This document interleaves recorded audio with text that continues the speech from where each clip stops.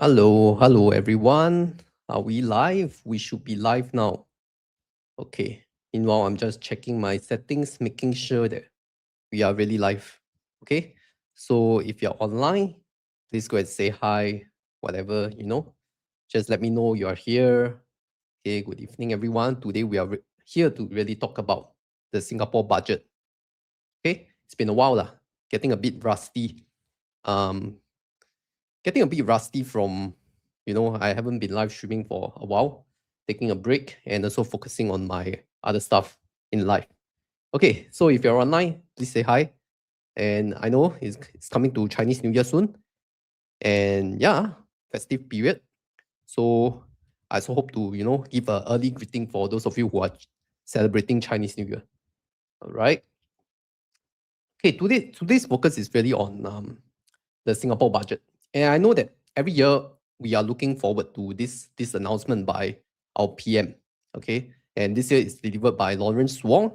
And I think that after COVID, right, we have a different, every time during COVID, we look forward to this kind of thing, like because we are in very difficult times. But I think that now in more peaceful times, right, we are looking at how to we have different set of problems.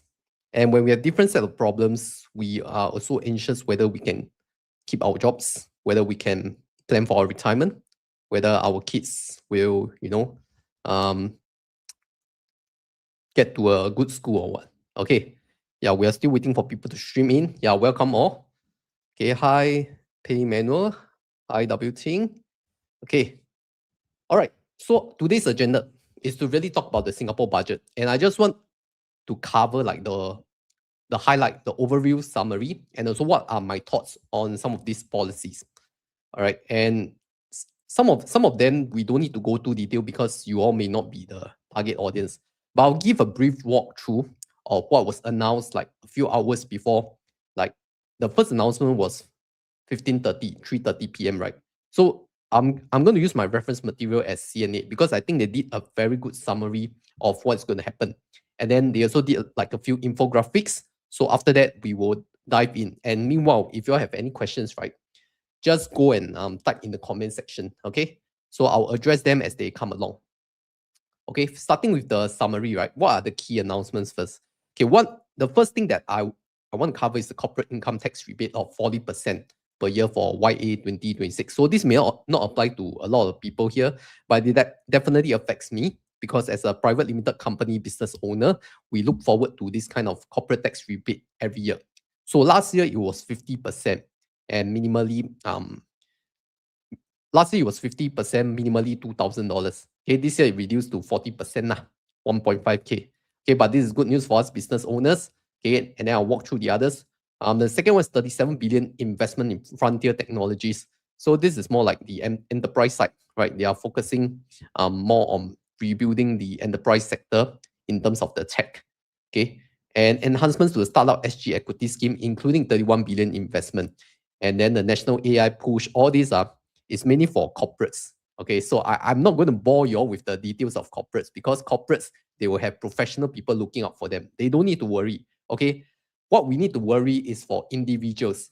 Okay, but one thing that affect corporate and yours, foreign worker.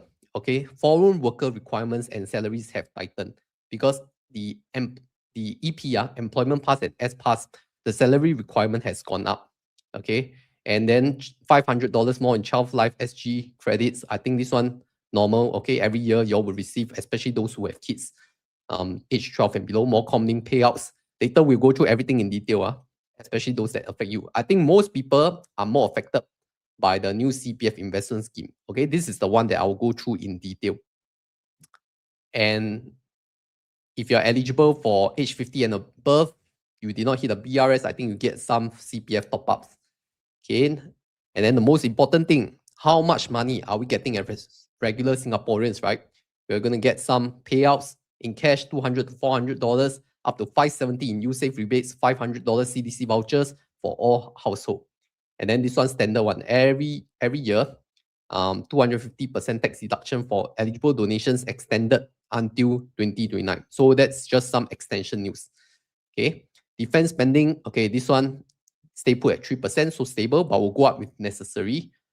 Par rebate, this one is more for car owners. I can't really comment on that. And then tobacco excise duty, I think they're increasing by 20%.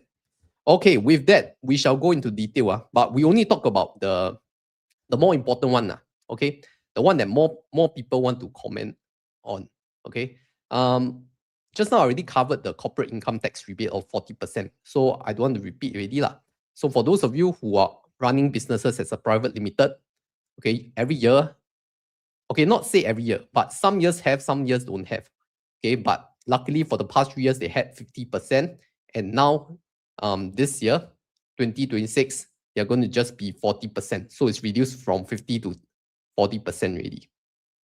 Okay, so I'm going to find, okay, yeah. So businesses will receive 40% corporate income tax rebate, and the minimum benefit is 1.5K cap at $30,000 per firm. So what does this really mean, right? If you're a private limited company and you have at least one local headcount, Singaporean or PR, you can get at least 1.5K back for free. Okay, as long as you're a local company, private limited, you have one local staff, Singaporean citizen or PR. So those of you solopreneurs, this is for my another business. You're solopreneurs, you're self-employed, right? But you never set up company, you never hire people. You all lack this 1.5K lah. You're lucky lo. Yeah, so for my company, I will get that. Yeah, so it's like giving you free money for you to start a business. And this is before all the tax incentive. This is after all the tax incentives lah. So it's ready to encourage people to start businesses. Okay, then all these are the one above, I don't need to go through because not applicable to most of my audience. Okay, all these are really helping enterprises, helping the businesses to, grow their business and go international and also adopt technology. I think that has been the focus of this year's budget, is to really help grow businesses so that they can attract more attractive talents across the world, and for companies to set up their business in Singapore so that we can have more jobs for Singaporeans. Okay, so that's the entire idea behind this. Okay, see, they even have a 1 billion boost for growth stage startups. Okay, all this is to really help business. I want to go to the okay, this one maybe will affect some of you because you all invest in Singapore markets, right? This one is the Equities Market Review Group. So as you all know, this year they have this new initiative whereby they want to reduce the lot size from 100 lots to 10 lots, okay, for a certain counters which are above $10 or something like that. Okay, so they are focusing on this. So the Singapore government is focusing on rebuilding or drawing money from foreign investors, draw all their money and capital to Singapore. Okay, come and invest in Singapore companies, Singapore stocks. Okay, and yeah, then we can grow the country together. Especially when US, outside of Singapore is all getting so volatile. All right, and then yeah, this year's big topic is AI, all this. Okay, I don't want to repeat, but okay. Support for workers. I think what is really important is that, are you going to lose your jobs to AI? Everyone is very afraid of AI replacing their jobs. So I've always highlighted in my videos that AI is not going to take over your jobs, but AI is going to take over. Your job is going to be replaced by people who know how to use AI. And more so for those white collar workers, especially if you use computers, you design programs, you do Excel sheets, all this. If you're white collar, you're more likely to get replaced by AI because all your analytical skills, all your presentation skills and your sales skills and negotiation skills all can get replaced by AI.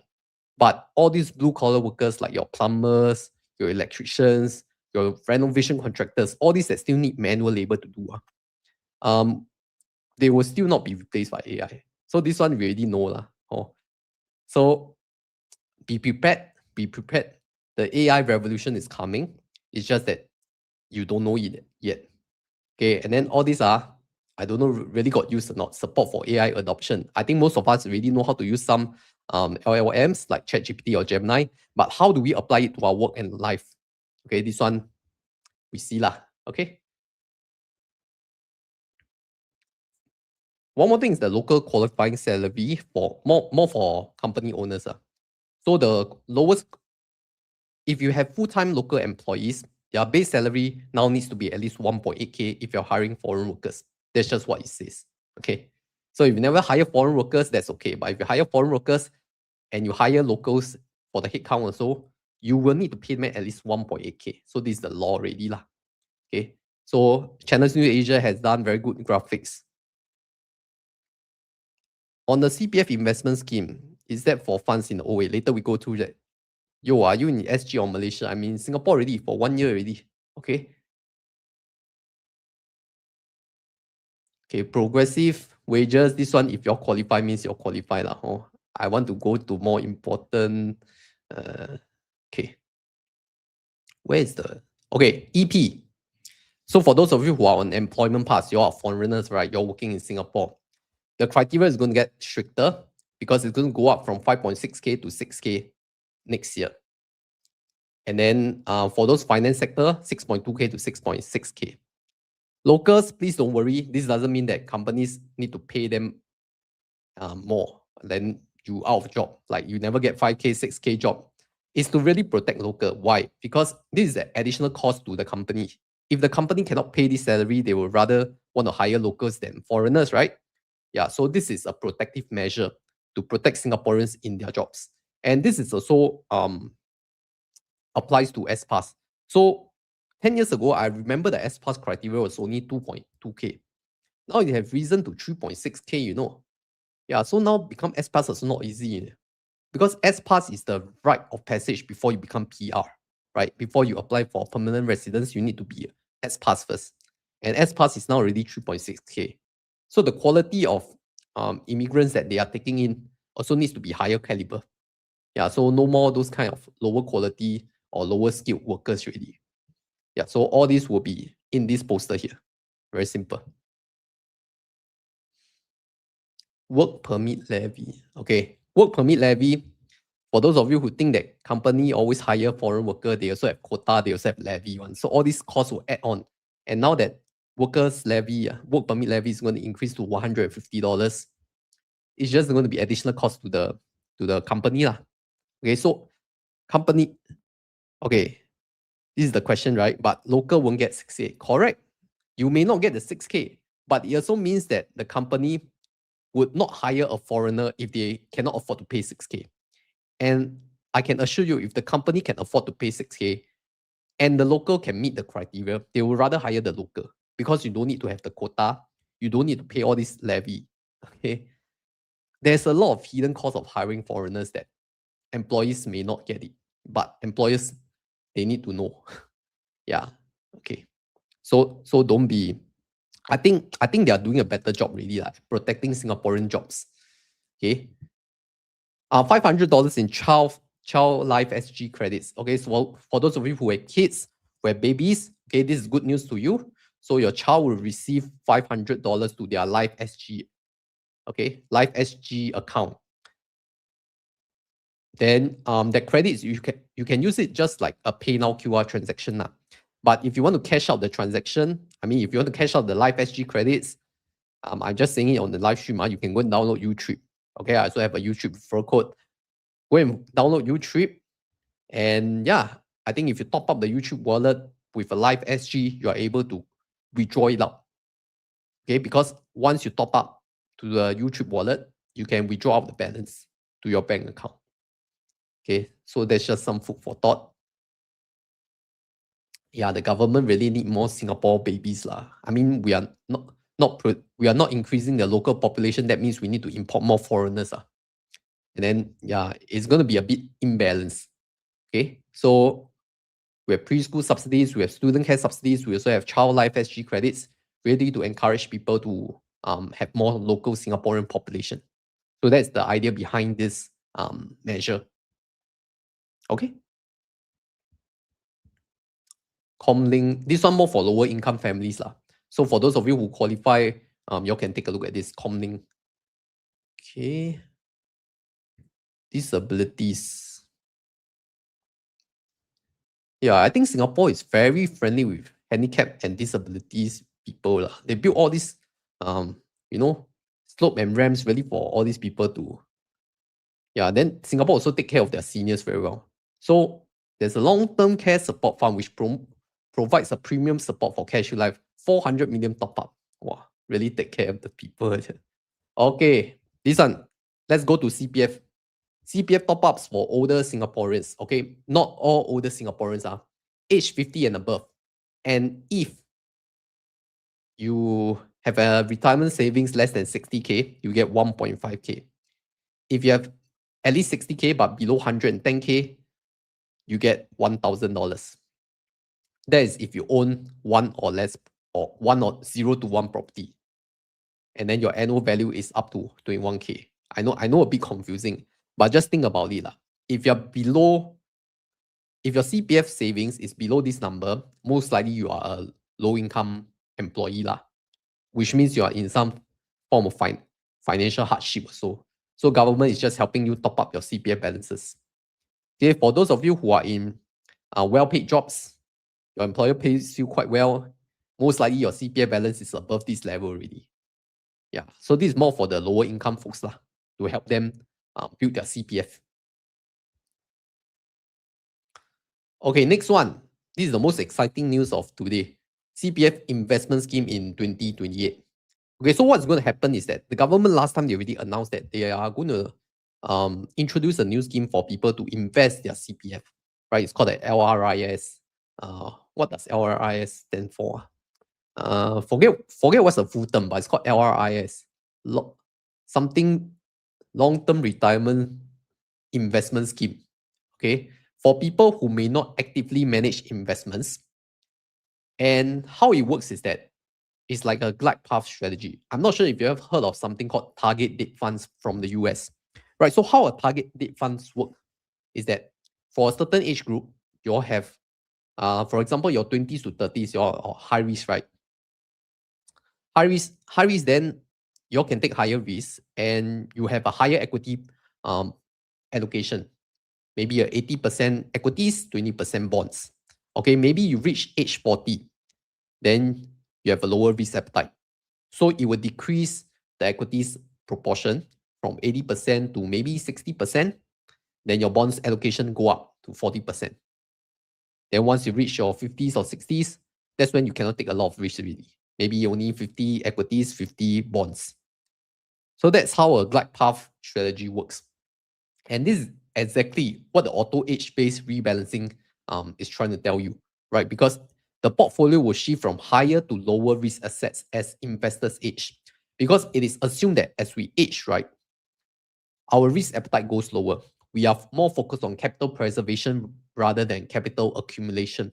So as we are stepping into a retirement phase already, we don't need that high growth stocks or high volatility exposure. So we add on to more bond allocation to smoothen out the volatility.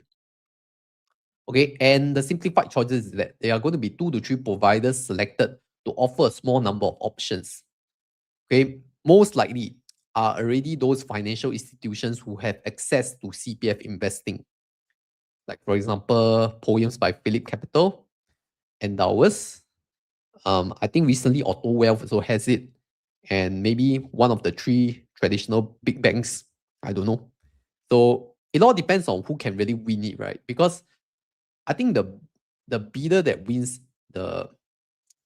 this scheme, LRIS, you all need to come up with a product that it has lower fees than whatever you're offering right now, Okay, all in fees capped to minimize cost. Okay, so let me share what is the current what's the current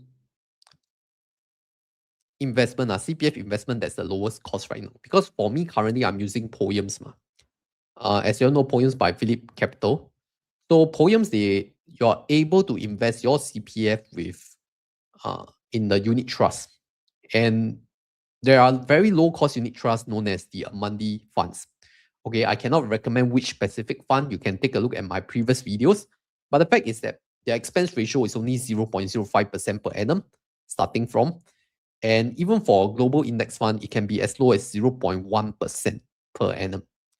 And Poems, they do not give you they do not charge sales charge, platform fees from their end. So it's all the expense ratio from them. So for this scheme to really work and be attractive to people, it needs to first be very low cost. Secondly, it needs to be globally diversified. Okay. And I'm very sure for those of you who have heard the budget announcement, right? Lawrence Wong already said that we cannot be picking stocks. We cannot be allowing these people to pick stocks and trade stocks because that's very risky. They say that specifically for this scheme, right, it should be a global, well-diversified index fund. So you see, the government also know already. The general public, they are not able to stomach that kind of volatility one. Okay, they know the investment appetite. Even for myself, right, I also prefer to put in globally well-diversified index funds. And yeah, the government is aligned on this, the way to invest your CPF. Okay. So investing CPF is always a very touchy topic. Why? Is because CPF already has a guaranteed 2.5% in the OA and 4% in the SA, correct?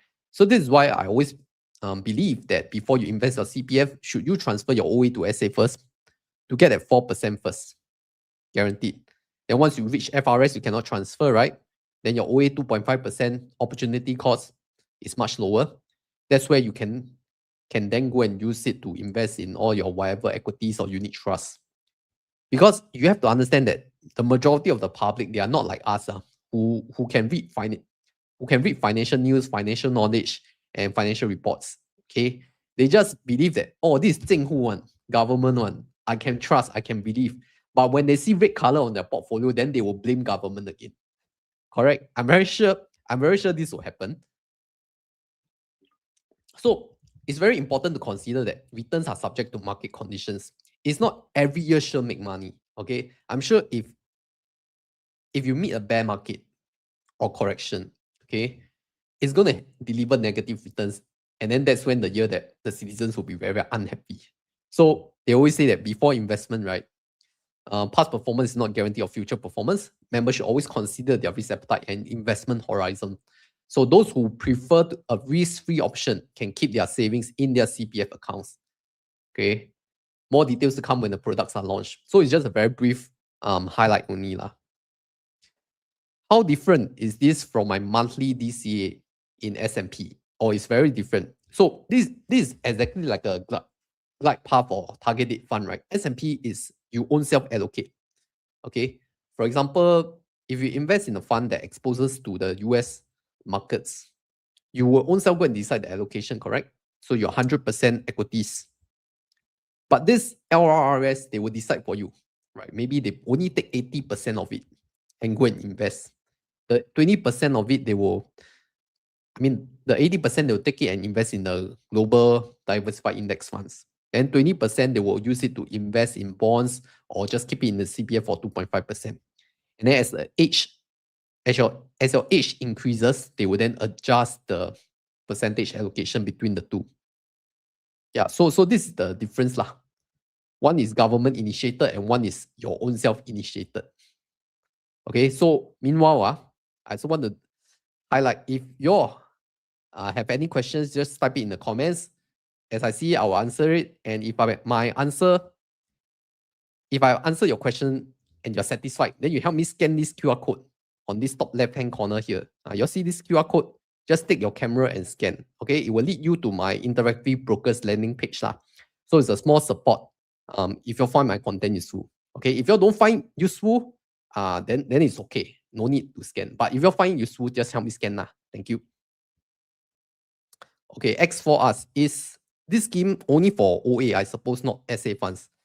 They did not say, they did not mention, but I will assume that yes, it is for OA because SA is for retirement, right?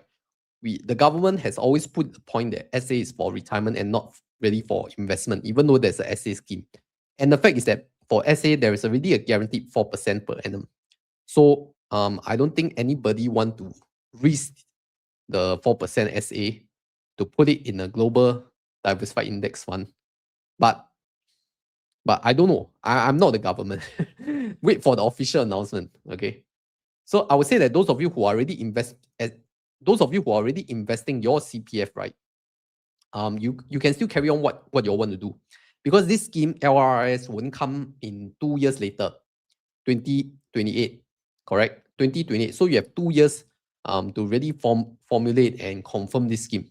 So I'm also very sure that by 2028, things just started, right? There's a lot of tests run and people sometimes, the admin system cock up or what, I don't know. So you really need some time to test the system, man. Okay. And I'm very sure if I'm still doing YouTube in 2028, I'll do an update on LRIS. Okay. So continue to support me lah, so I can continue to produce content for you. Okay.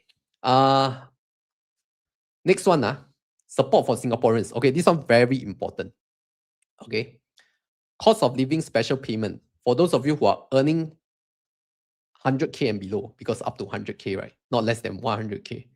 100K and below in accessible income, and you do not own more than one property, you will be receiving $200 to $400 in cash.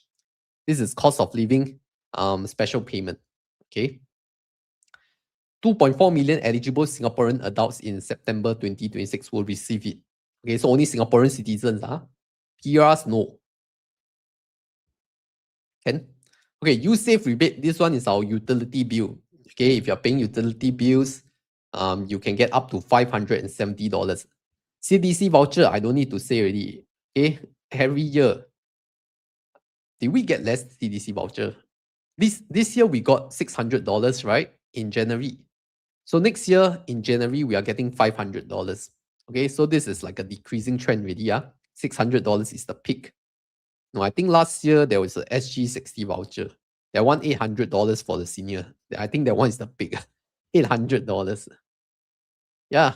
Okay, so for those of you who asking whether government giving us money or not, this is the slide that you all want to take note. Okay, $200 to $400 in cash if you're earning 100K and below accessible income. Okay, then use safe rebate if you pay utility bill, CDC voucher next year, January 2027. If the transaction fees for LRIS are lower than consider. Yes, correct. Because it needs to be low cost first lah. If it's not low cost, then how can it even beat the current market options, right? And current market options are very attractive already. Scully, 2 years later, bear market. We never know, right? We never know when the bear market will come. So we can only, I don't. But if 2 years later the bear market really come, then it's a superb time to start the LRIS so that people can invest in the bottom. But nobody would really know when the bottom will come. Okay, the world has become a more dangerous place in recent years. There were 61 base armed conflicts. Wow. Yeah, actually that is true. Don't you all realize that these few years, there's so much more armed conflict, even around the Southeast Asian region, Cambodia and Thailand borders. And then recently we have Iran. And yeah, so much volatility going on. And because of that, Singapore is going to boost their defense against unmanned aerial threats. Okay, because next time all these wars are not going to fight by people, all these are going to led by all the UAV, unmanned vehicles. Cyber attacks. Okay, this one not. Security related expenditures to rise. Government is giving less when economy is getting worse. Okay. So is the government giving less compared to last year? I think if you compare it numbers wise, then yes lah, slightly less. But is the economy getting worse? Maybe to you, yes. Because your industry, maybe you all see more retrenchment, layoff exercise, you all think the economy is getting worse. But the truth is the economy is not getting worse. Okay. The economy Singapore actually had a very good growth in 2025. So the economy is actually getting better. But maybe our jobs are more at a threat of being replaced, either by foreign talents, AI, or companies offshoring from Singapore. So that's why you think the economy is getting worse. But the truth is that companies are making more money in Singapore, which is why there's a piece of news going on that companies are paying more corporate tax, record high. Why? Because they make more money from Singapore. So if they don't make money, corporate tax will fall. And then government spending will decrease, government budget will decrease. Correct. I mean, this is my own assumption only lah. Okay, all this climate change thing, I will skip. Strengthen the Singapore spirit. Okay, you all have what questions? 2026 government forecast is less than 2025. Okay, which makes sense lah. I mean, 2025 we had a very strong year. 2025, I think the Singapore companies all had very good results. Even Singapore stock market like all-time high. And I think businesses were booming in 2025. Like it was one of the best years in growth, coming out of the COVID recovery and all everything stabilizing. So 2026 government may be more conservative to provide the forecast because 2025 was record high already. Yeah, so that's why they are being more conservative lah. But with the AI revolution and all this, I don't think growth is stopping. This is my personal opinion. Growth is not going to stop. Okay, and government is going to put more efforts in encouraging business to start up in Singapore. So that is the way, right? We want to attract more people to set up their businesses in Singapore, hire more Singaporean workers so that more people can pay income tax and corporate tax. Then Singapore has more money to distribute to our citizens. So that's the general plan that has been the playbook all this while. Okay, path rebate / for cars and taxis. This one I'm not very familiar. So I need car. If you are car owners, please pardon me. So what it really means is that I think it's a nerf, right? So previously, it looks like a bad news lah. So it's like, okay, last time you get up to 75%. So now you get 30%. That's the max. That's like less than half, correct? So that's not good. I don't know. I'm not very familiar with car stuff. Rebate cap. Any rebate cap that is nerf lowered means it's bad. Okay, so this will just encourage people to stick to their current cars, extend their COE from 10 years to 15 years. This is just what I expect to happen. Singapore is increasingly going car light. And what that really means is that government really wants to discourage you all to use cars and own cars. So that's why we are ramping up the public transport, building more MRT lines, all this stuff to really help people not own cars. So the general trend is like this. I'm not representing the government. I'm just saying what I think is happening. Okay, tobacco tax hikes take effect today. Wow, this one no warning, immediate 20% tobacco tax. So for those of you smokers, this is bad news for you. It's a good time to stop smoking, especially smoking at your neighbor's corridor. Please don't be that inconsiderate person smoking in the HDB corridor, okay? And don't walk and smoke. Just quit smoking altogether, okay? It's bad for you, it's bad for health, it's bad for your neighbors. It's also bad for your wallet. Okay, higher revenue is expected for FY 2025 due to Singapore better than expected economic performance with the increase in corporate income tax collections. Correct? So this is aligned to what I just said. Singapore already collect more income tax from corporates because corporates are making more money. Singapore also saw higher asset-related revenue collections such as vehicle quota premiums and stamp duty. So more people pay for COE price increase also, so they collect more money, and then says stamp duty. Overall, 2025 expected end with a surplus of 15.1 billion or 1.9% of GDP. A smaller surplus of 8.51% of GDP is forecast for FY 2026. Yeah, so this is exactly what our Ball One said is saying.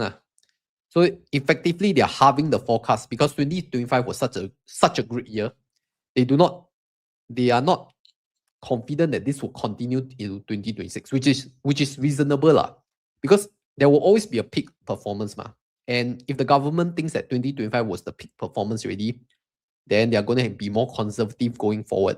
which is why 2026 will be half of it, almost half. Wow, if like that, then really cut a lot, no? I don't know. Okay, but they also expect higher corporate tax collections expected from 2027 after the second pillar of BEPS is implemented. What is BEPS? Or tax planning strategies deployed by multinational firms to exploit gaps in tax systems and avoid paying a fairer share of tax. By implementing a top-up tax, large MNCs operating in Singapore will be subject to higher minimum effective tax rate of 15%. Okay, so it's to catch all those tax people who evade tax lah. No. Yeah. So they collected higher income tax, but not because they are making more money, but because these people were not paying their fair share. Okay, I think that's fair. What's up, bro? I have a question. Everyone's saying that Singapore has no skill. What's the skill? What's the next thing they could do? Could you please answer? I'm from Arabia. What kind of skill are you looking at? Do you mean skilling of your products, volume, your customers, production? So it depends on what kind of skill are you looking at. If you're looking at the market, I think Singapore is fundamentally a very small domestic local market. But because we have very favorable business laws and business compliance rules, and we are also very tax friendly, that's why we can also sell to global. We could be the gateway between Asia and the Western European or US counterparts, because that's the main hub of us now. Okay. If tariff dispute wars, interest growing up, job losses with AI, government should provide more incentives. Okay, so you're asking for government to bail you out lah. Is that what I'm getting? Okay, I think it's fair that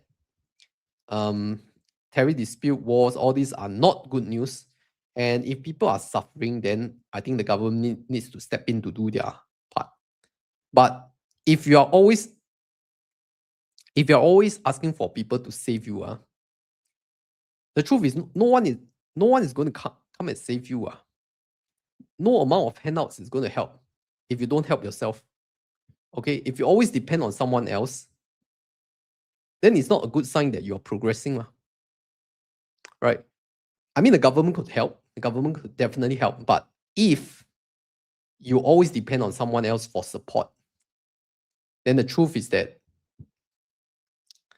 one day when the support ends, you'll be in very big trouble. And I could feel that. I'll give you an example, right? If you think about it, all these people who rely on CDC handouts, all these people who rely on CDC handouts to boost their business, maybe they are very small provision shop owners or small hawker stores or small supermarkets, right? They see all these handouts, that's why boost their spending, boost their revenue. Once the CDC voucher party stops, right, they can see very significant drop in the business already. Why? Because when people spend their own money, they heart pain. They spend government money, they don't feel heart pain one. They can every day eat zi cha, correct? Use your CDC voucher, you don't feel pain. But you use your own cash, you feel pain or not? So the thing is that if these businesses, they always depend on CDC business, then now is the prime time already, because CDC handouts are falling from last year 600 to next year 500. So it's a government is not going to give handouts forever. So I think it's always good that we save ourselves rather than waiting for people to save us. Okay. Caveman asks, 30% expats in Singapore, but everyone else is either permanent residents or citizen. The city is fully built. What's the skill Dubai? And that's 90% expats. Okay, the thing about the difference between Dubai, UAE, and Singapore is that I know that UAE doesn't have any tax at all, right? Income tax or corporate tax. But the thing about Singaporeans is that we are very protective of our local culture. So we always look at Singaporeans first, locals first. Okay. And how can Singapore scale? I think we are scaling very well. I think in the global stage, Singapore is doing pretty well, right? But if you want them to go even further, firstly, you will need capital investments, foreign direct investments into the country. And why would anyone from foreign countries come and invest in Singapore? Firstly, you need to have a very stable government. Okay, that's one. you do not have a government that cannot even take care of its own country, or have a lot of volatile policy decisions. That's one. Secondly, no natural disasters, which Singapore's also have, because you don't want to build a factory there and then because of natural disaster, it, get destroyed, right? Third, you need to have very friendly business policies. Yeah. And all this Singapore is very good in. And Singh mentioned this, very important, Dubai have oil. Singapore doesn't have natural resources. Correct. That is why Singapore it's even harder for Singapore to scale. We can only rely on what we do best, which is attracting people to come set up companies and businesses in Singapore so that people want to come and work in Singapore, especially those highly paid talents. Yeah. Okay, we may be getting a bit high level here. Outlook on physical gold bar. I think this is out of topic. But gold bar ultimately depends on gold price, right? And gold price depend on supply and demand, and also how the US economy is doing, or to be specific, how the US currency is doing. Okay, so my outlook of gold is that gold is highly dependent on USD currency. If people's confidence of the USD currency falls, that's where gold value increases, correct? Because of since the depegging of gold versus USD, this has always been the trend. If the confidence of USD goes up, then the gold price will fall. Because gold is always seen as a safe haven as a physical asset that is hedging against the USD. Correct. So if people's confidence of USD go up, gold price will go down. So vice versa.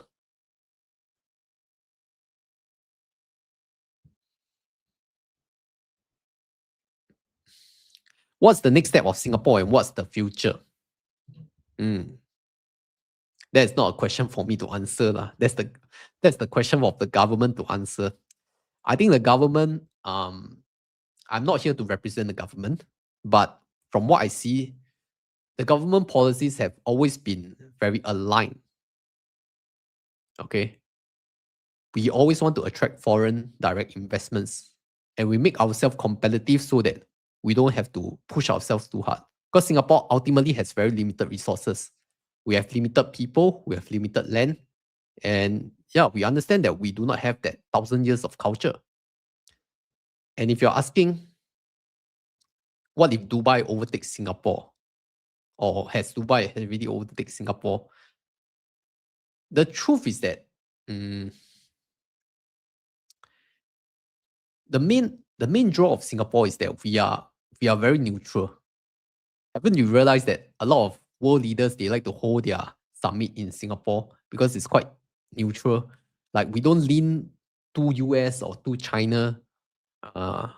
We kind of play both sides and don't want to offend any party because we are neutral on the stance. But I'm not sure for other countries. I'm not too knowledgeable to know about other countries. Yeah. So it's my limited knowledge. So coming back to the topic on Singaporeans' budget, what can you expect to get? This is what you are expected to get. Okay, I'm going to put it very big for you all to see. Okay, you save, you all will receive as soon as April 2026 SNCC rebate. All this rebate, you all sometimes don't even know you all will receive one now. Okay, then Child Life SG credits July, GST voucher 450 or 850, MediSave GST voucher 150 to 450. Okay, one-time cash cost of living special payment 200 to 400 in September. You save rebate again in October. CPF top-ups, CPF cash assurance package 100 to 250. Okay, then next year in Jan, we have CDC vouchers, USave, and SNCC rebate. So like always have the SNCC rebate and USave one.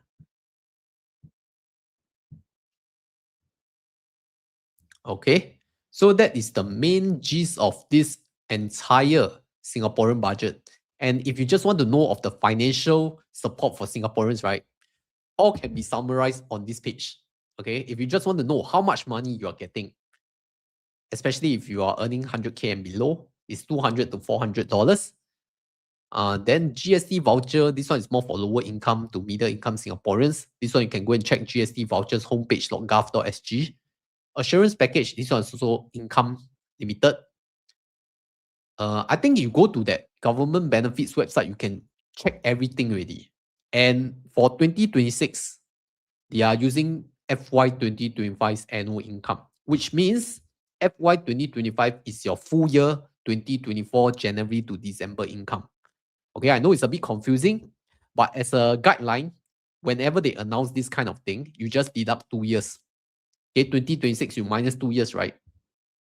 That's 2024. So your 2024 income, is it below 100K full year, including bonus, whatever that's declared to IRAS, accessible income in FY 2025, then yes, you will qualify if you're within the income bracket lah. Okay. So I think this budget, the best piece of news to me will be the corporate income tax rebate. Didn't expect it to still continue because it started, I think, since COVID. Yeah, I still support more businesses lah. Okay. All right. Time for Q&A. What questions you all have? Okay. Any questions you all can go and put in the comment section. And if I answer your questions, please help me scan the QR code. And if you think I help you achieve a better understanding of the Singapore budget and how Singapore works and managing their money from a country standpoint, okay, please help me scan the QR code. It will lead you to Interactive Brokers, which is a broker that I generally use to build my wealth, right? I want to invest for retirement. I don't want to wait for government handouts. Yeah, I think it's all a part of nobody is coming to save you mindset. Okay, we need to invest for our future. And how we invest for our future is that we start investing with the low-cost brokerage platform like Interactive Brokers, which is an international broker lah. So you scan the QR code, you don't even need to sign up. You just scan this QR code only. You scan, it will lead you to the homepage. I teach you all right. You open your camera app. You open your camera app, right? This one. Then you go and scan. Put there. You scan. And where is it? Here. And you just click. It will lead you to the homepage already. Okay. No need to sign up. Yeah, but if you want to sign up, it's good lah. You can support the channel. Okay. Meanwhile, I'm going to answer any questions. Okay, one very important question. Okay, for the Dubai versus Singapore thing, I'm sorry, I'm not in the capacity to answer this question. I think you're going to direct this to your minister or MP or someone with more macroeconomic, because I don't have enough knowledge on this. Okay. Any personal income tax rebate? Yes, there is. Let me show you. Income, I think it's $200.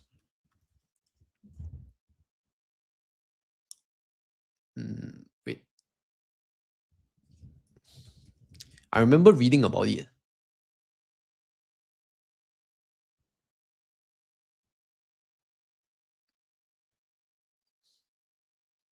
I just read this just now. Where is it gone?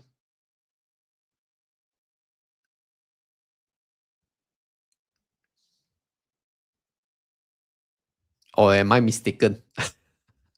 I don't think so, right? I remember reading about it just now in CNA or what? Income tax rebate, $200.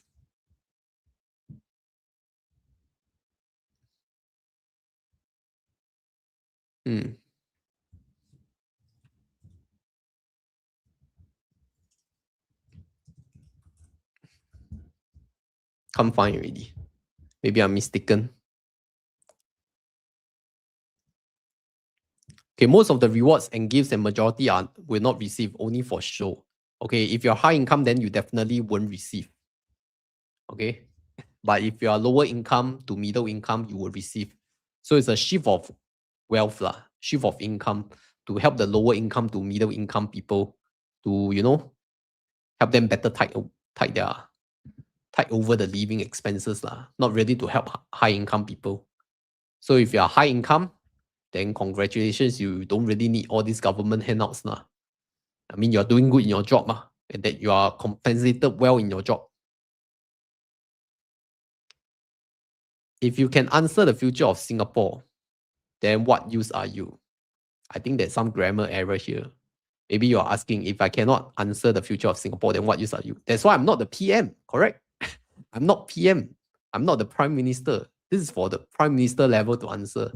I'm not the country leader. That's why I'm not the caliber. I can only be a YouTube creator. But let me check on the income tax rebate, personal income tax rebate. Because I remember reading about it.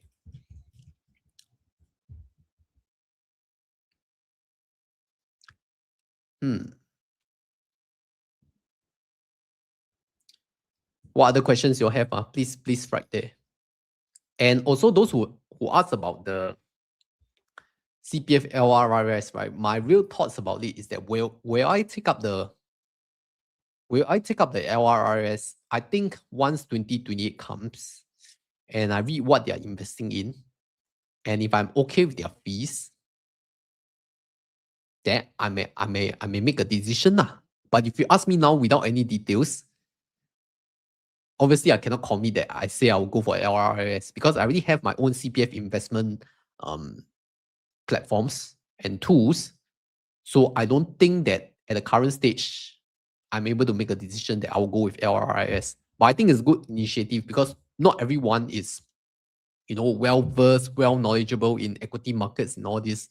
And they don't believe in whatever that we are sharing on YouTube. Like, maybe they don't even trust like Poems. What kind of platform is that? I never heard before. I only trust the government. I only trust CPF. Then it's a good option. More options is always good, right?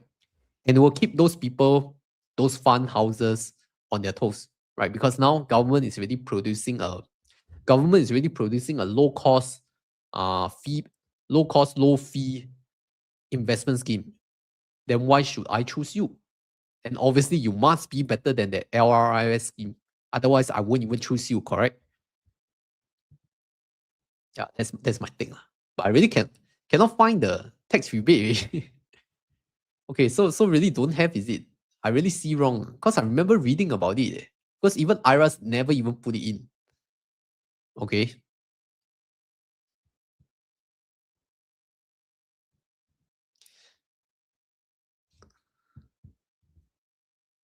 Does your role as YouTuber provides passive income if I will stop working? The surface answer is yes, but the real answer is no. Okay. I share a bit why. Because the truth of a YouTuber is that if you don't produce videos, YouTube will not recommend your old videos to people. And if YouTube doesn't recommend your old videos to people, then people will not use your links to sign up and get income. And people are not going to watch your video. Then you got no exposure. Then where are you going to get that passive income? So YouTube is not passive income at all. YouTube is 90% active income, 10% passive income. And then 90% is very important because if you stop posting videos, your videos will not be recommended at all. Yeah, so it's definitely not as passive as they say.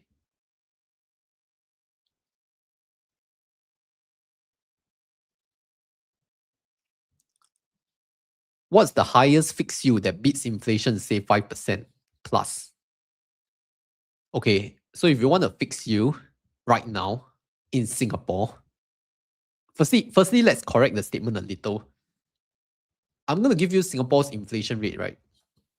Last year, it was a record low. Okay, I won't say it's a record low, but it's a very low number. It was less than 1%.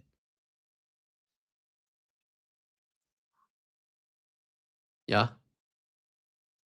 0.7%.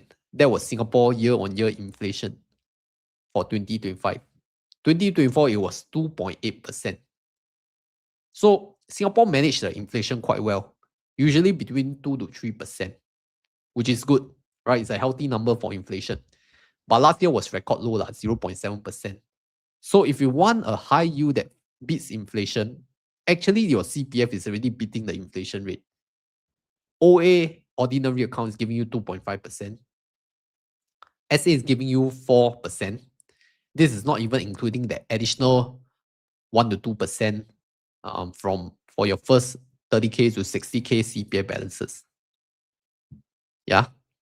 So if you ask me, fixed deposits right now around 1.5%. T-bills recently just launched an auction 1.36 or 1.37%. That's not gonna cut it. If you do high interest savings account around 2 to 3%, but that comes with requirements, terms and conditions. If you do SSB, I think recently it rose to 2% for 10-year yield. Yeah. Yeah, so this is the Singapore savings bond, 2.16%.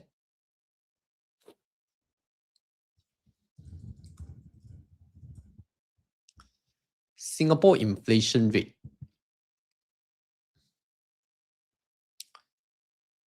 Okay, so this is the Singapore inflation rate. For those of you who don't know, I'm going to present you facts. 2024, all items 2.4%. 2025, 0.9%. But if we just look at core inflation, okay, core inflation, 2.8% 2024, 0.7% 2025. So that's a big improvement already.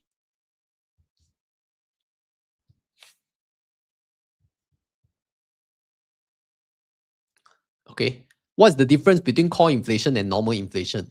It's explained here. Core inflation measures and excludes components of accommodation and private transport. So specifically your property and your cars are excluded, which both are very high ticket items in Singapore. So if you take out those, your year-on-year inflation for 2025 is only 0.7%, which is very low. So 2025 was a really good year, man. I mean, at least for myself, it was a good year. I'm not sure for viewers, is it?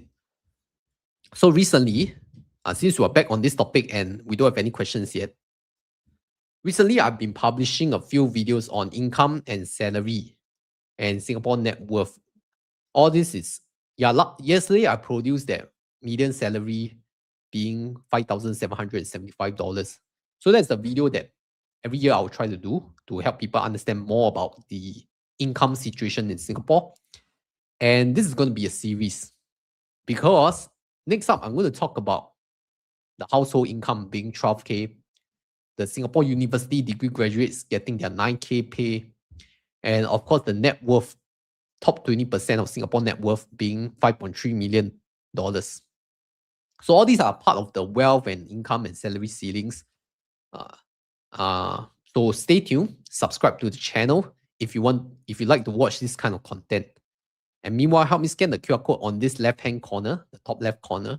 It's a small support for me to continue doing what I love to do. Okay.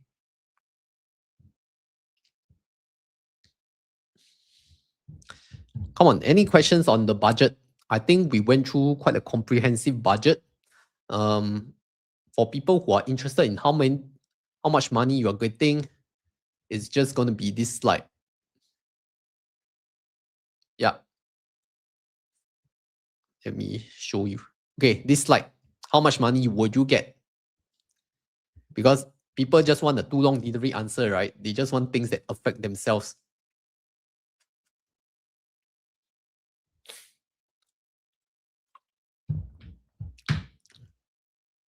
So for those who come in late, in this video stream, I went through exactly what was announced during the budget announcement. Those things that really affect true Singaporeans, those that affect companies not so much other than the corporate income tax rebate of 40%.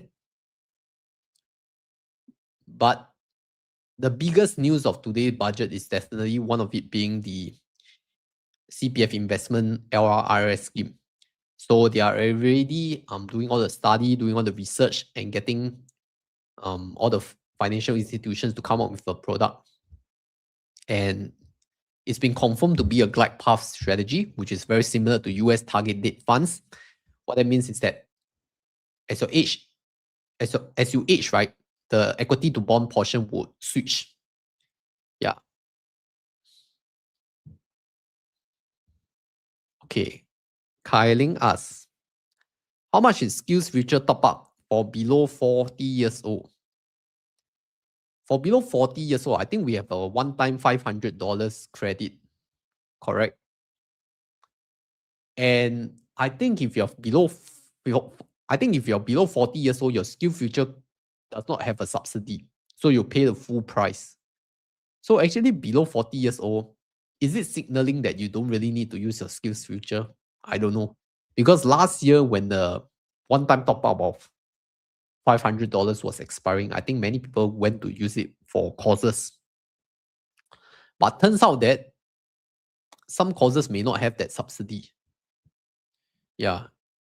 I myself not very active on skills future because sometimes I learn things better outside of skills future. Yeah. Okay. Brother, what do you think about buying retail unit? Is it possible to rent it? I'm a foreigner and thinking of getting mine and gets and avoiding, is it tax duty or stamp duty? Or you mean ABSD, additional buyer stamp duty? Okay, so if you're a foreigner, you will definitely be charged additional buyer stamp duty unless you're from certain countries like US or certain Europe countries. They have a tax treaty or something like that for ABSD. Buying a retail unit, I don't think retail unit as in commercial unit, right? A commercial store space. Yeah, that one you have to check with property people. I'm not well versed in property, so I'm not the right person to ask. But if you ask me anything that charges you ABSD, I think it's lose money from the start already. You lose money, you cannot even break even there. Your first few years is spent on breaking even. So I don't think it's a good choice unless if you don't get tax. I learn more from watching your YouTube. Thank you, Kylie. Yeah, that's what I feel also. I think I learn more from watching other people do their things and share on social media channels than all these like government portals. Because do you think that skills future get a very bad rep because there are a lot of actors or actors as in, I know there are good eggs and bad eggs, but there are just a lot of bad eggs in the skills future industry where they are just out for your cost money only, right? They don't teach very useful stuff, things that can be found online, but they package it to a course and then they get certified by the government so they can collect all the skills future money. So that's my general vibe of skills future courses. But this may not be a fair representation. I'm just saying that this is my impression. So I rather like learn from people who really provide this in a structured manner.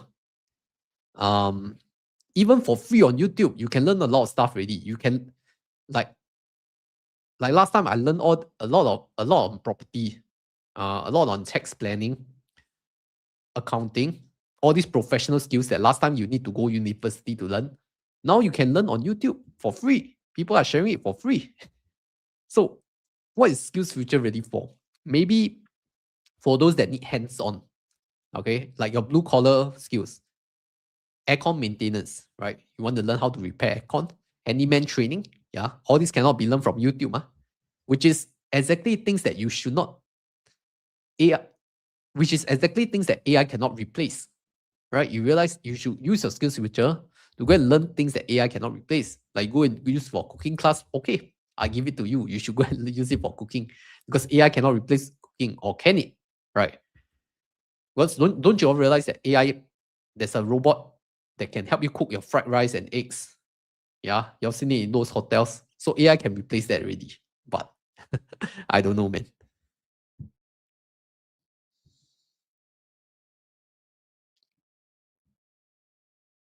If you were a foreigner, sorry, if you're a foreigner and want to invest 1M SGD, how would you approach it?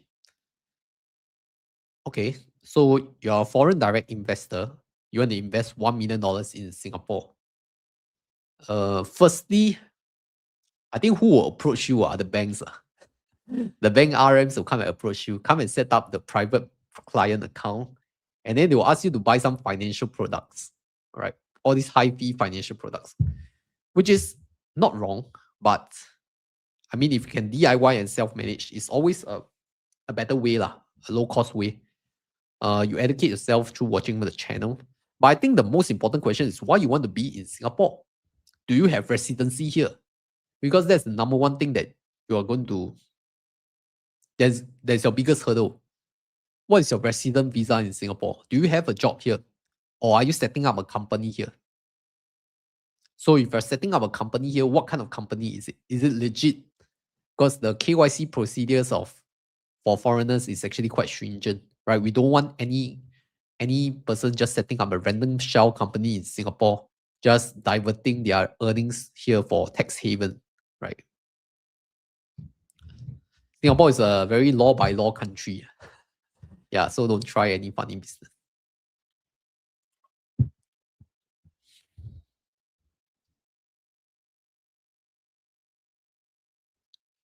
Okay, so you're a Persian real estate developer in GCC and you want to bank offshore in Singapore. Bank RM has approached, yeah, like I said, HSBC, but like Singapore, I don't need residency. I'm a GCC citizen. Just want to park cash and come 30 days a year, no company. Okay. So you're treating it like a tourist destination, but you just want to park your assets here, correct? So that's what the banks would do for you lah, since you don't need a resident visa. And I think HSBC is okay because HSBC is quite global. So if you have a premium banking relationship with them, I mean, in your home country, you can extend this premium relationship to all the HSBC internationally. And that's where they will maybe ask you to, but why do you want your assets in Singapore? Do you like a certain product in Singapore, like real estate?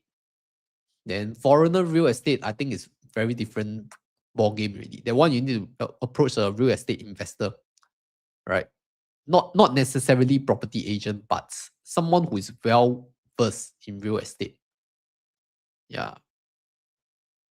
I'm definitely not the guy for real estate. Of course, I could recommend people along in my line. Yeah, I do know a few real estate agents. Okay. Okay, we are 1 hour into the live stream. So if you have any further questions on the government budget Singapore for 2026, please shoot them. Otherwise, we are going to off live very soon. And I appreciate all of you who stay to the end, right? More than 40 of you still staying at the very last, right? But before you go, please help me scan the QR code. It's a very small favor from you to help the channel. Yeah. Okay. So Mr. Caveman, I think what's your next step is that you really need to approach a professional in this, not a YouTuber. A YouTuber is just a content creator, right? We are not specialized or professional in anything. And if you have bankruptcy, you want it. This one I really don't know already. All right. So hope you all enjoyed today's session on the budget for 2026. I went through the summary, what is important for the local citizens as well as people who are looking to invest in Singapore, especially if you're a foreigner, you want to set up a company based in Singapore. I would highly encourage you to do that, but look for the right person with the right tools. Okay, I myself run a consultancy and educational business for Singaporean solopreneurs to help them set up their local business. But that's more on the local context. So if you are self-employed and local, you want to start your business, start a private limited, you can come look for me. My other business is Solo Biz SG. All right. But for Honey Money SG, it's really more on YouTube personal finance content. Yeah. Oh, thank you. Thank you for trusting me. Okay. If you have a chance, we can work together. All right. So for those of you who are very unclear of all these government measures and government budget stuff, hope that it can help you at least understand from a personal finance perspective or business perspective why government do such things. Okay, don't always think that government is against the people. No government is against their people, unless they want to be voted out. Okay, so yeah, hopefully it has given you some insights, especially they're actually tightening the foreign workers control already. Yeah, so can't scan the QR. Something wrong with the QR, is it? Well, let me see. hmsg.link/ibk. Correct, nothing wrong. Okay, but if you cannot scan the QR, never mind. You can go up to this chat, right? You see there's a pin chat. Okay, just click the link, hmsg.link/ibkr. Yeah, just click that one can already. No problem. Okay, thank you everyone for staying. I know it's late. Go and have your rest. Tomorrow still need to hustle. Okay, for those of you who are already on break, take leave, go back to your hometown for Chinese New Year already. Okay, congratulations. You can enjoy your break. 恭喜发财 to all people celebrating Chinese New Year. And yeah, I don't know when is my next live because nowadays I prefer my own personal time unless there's very big news from the government. Then I'll come out with a live stream again. Okay, hopefully you all learn something new lah. And thank you very much for joining the live stream. For those who are late, you can watch this on replay. Okay, and no matter where you are, whether in your car, you're in your apartment, you're going home, you're on gym, you're cooking, you're walking your dog, you're fetching your kids. Yeah, I wish you all the best in your whatever you all do. Okay, wish you all have a best income all-time high, investment all-time high for you all. 恭喜发财 and 发啦, and thank you everyone for watching. Bye bye.